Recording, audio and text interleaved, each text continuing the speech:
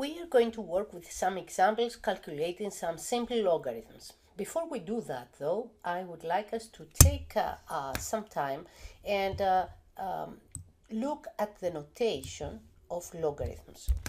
We know that every time that we want to calculate a logarithm, usually the number will be given in this format. Log with base 2 of the number. And in order to find the logarithm, what we need to do is to rewrite the number inside the logarithm as a power of 2, or approximately, and the logarithm is going to be nothing else than the exponent 4. Okay, but we have some notation exceptions, and we want to make sure that we remember those. So whenever the base of the logarithm is e, we never write this as the expression for the logarithm. So log of e doesn't exist as notation, as a notation. It exists, of course, but instead of that, we write ln, that stands for natural logarithm. So whenever you see ln without any base right here, it means log with base e. Also, because we use the 10 number for our metric system and for our number system, the log with base 10 is simplified to be written as just log. So whenever you see no base under your log, then this means that the base is 10. So whenever I want to say, let's say, the log of 100, and I want to know what is the log of 100, then the log of 100, that is nothing else than log of 10 of 2, I assume, I never write it, that the base right here is 10. Okay, so whenever you see nothing in here, it means that the base is 10. So the answer for that would be the number 2. Okay, by knowing this, let's try and calculate some simple logarithms, or not so simple, depending. So the first thing that we want to calculate is the log of 1000. You can see that there is no base here, so immediately you assume that the base is 10. So you want to calculate the log of base 10 here. I don't write it, or maybe I should write it with a very light color so you remember. And what I want to do now is I want to rewrite the 1000 as a power of 10. And this is 10 to the third. So the logarithm for that would be nothing else than the exponent, so the answer is 3. Okay, so the same happens for this logarithm right here. The log of 0.01. Again, I have nothing down here, so I assume that the number that I have as my base is the number 10. Now, there is a small difficulty because I have a decimal number here. So the first thing that you need to do is change this decimal number into a fraction. And the fraction will be 1 over 100. Okay, so you have base 10 here of 1 over 100. Now, 1 over 100, remember, can be written as log of 1 over 100 can be written as a negative power, so 10 to the negative 2. Why is that? Remember, 10 to the negative 2 is nothing else than 1 over 10 to the second. What do I do if I have negative exponent? I bring it to the denominator with the positive power, and this is nothing else than 1 over 100. So I know that 1 over 100 is 10 to the negative 2. So the power here, the exponent here is negative 2, so my answer is negative 2. Okay, so this is the answer here, this is the answer here. Okay, good. Let me see. It's not gonna happen. Let me make sure that I connect those lines, and I have the negative 3, the 3, number 3 is here, and negative 2 is the solution for that one. Now, I'm looking at the log with base 4 of 1 over 64. Again, I want to write this as a power of 4. Again, this is at the denominator. 1 over 64 is the same as 1 over 4 to the third. But this is at the denominator, so I can bring it at the numerator as 4 to the negative 3. This is from the similar rule of negative exponents. So this is nothing else than log with base 4 of 4 to the negative 3. I can see now that my power is the same as the base of the power is the same as the base of the logarithm, so the result will be negative 3. And this is the result for this logarithm. I work in the same way for this logarithm. Now, this is a little bit confusing because I have the number 49 here and I have the number 7 here, and the 7 is smaller than 49. So what I need to do is to see if there is any power of 7 or any power of 49 that is 7. Well, this is not clear, but 7 is nothing else than the square root of 49. Do you agree? You agree? Okay, perfect. Now, how do I rewrite square roots or roots in general of numbers as exponents? These are rational exponents, as we name them. So since here the radical is in the number 2, this is the same as 49 to the 1/2. So 7 is equal to 49 to the 1/2.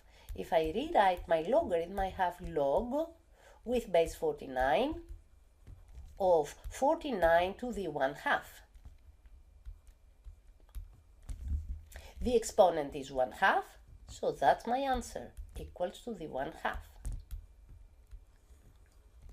Okay, so pretty much when you have when you have to calculate logarithms, you have to find the proper rules, either of negative exponents or of the radicals, in order to change the number that you are using into a number that appears as a power of the base.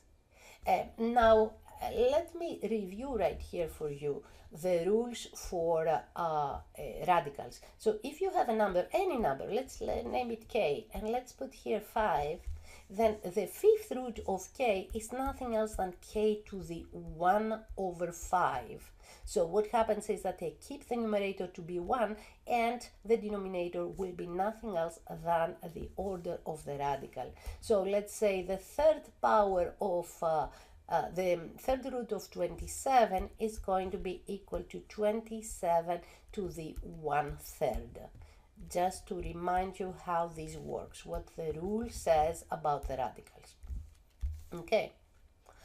Okay, so let's move on to another example. Let's look at this example right here that is quite simple.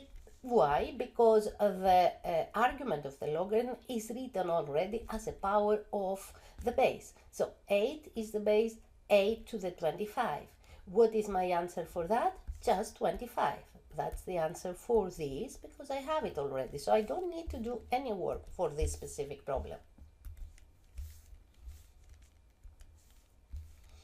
And let's look at this one. This one, the log with base 27 of 3, is similar to the one above. So these two problems are similar. So they need to be solved in the same way. Again, 3 is smaller than 27, so I need to try to find if it can be written as a root of 27. Well, that's true. 3 is nothing else than 27, the third root of 27. Why? Because if you think about it, this is the third root of 27 because 27 is 3 to the third. Okay, 27 is 3 to the third, so you can simplify the 3 with the 3 here, and this is equal to 3. That's why the 3 is equal to that. Okay, so you replace here the number with the log with base 27 of nothing else than the root, the third root of 27. Now again, I have a root and I don't like roots. And how do I write it? Well, I'm going to use this right here, a rule that says that whenever I have a radical, a specific radical of a specific order, I can rewrite it as a rational exponent, where the rational exponent will be 1 over the order of the radical. So right here, this is nothing else than the log with base 27 of what? Of 27 to the 1/3. So this means that this log is nothing else than 1/3. That is the exponent of the 27 on my problem. Okay, so pretty much this is how I work, and let's work on the last two examples that I have here for you. That they are simple, but the only difference is that I have a special notation. Remember, the special notation says that whenever I have a log with base e, I don't write it as log with base b, I write it as, ln right here. Okay, let's work on this. So the problem that I'm solving is the problem ln of 1 over third root of e. Okay, there are a lot of steps that we need to take here. So let's work those slowly.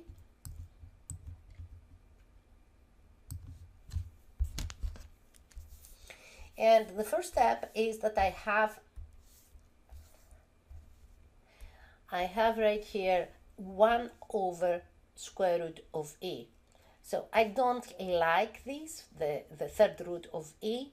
I want to rewrite it as a rational exponent, ln of 1 over e to the 1/3. Why? Because the radical order here is 3. Okay, so that's the first step. But again, now the e is at the denominator. I don't like it at the denominator, so I need to bring it at the numerator with a negative exponent, e to the negative 1/3. Okay. So now I have the logarithm with base e of e to the negative 1/3. So the solution for this, it will be negative 1/3. And that's my answer for this problem. Okay, yeah, it has a lot of steps, but if you go slowly, the one after the other, there are no issues. Remember, the two properties that you need to remember are the properties how to translate radicals and the property of how to translate negative exponents. And the last one, that is quite simple, because I have ln, so log with base e, of 1. But we remember the rule that the log of 1, no matter what the base is going to be equal to 0. Because e to the 0, basically what I have right here is e to the 0. That's equal to 1. And the exponent is 0. That's why my final answer for that will be just 0. And at this point, we have completed quite a few problems. I hope that you stayed with me throughout the presentation of those problems. And we can continue with more problems in class.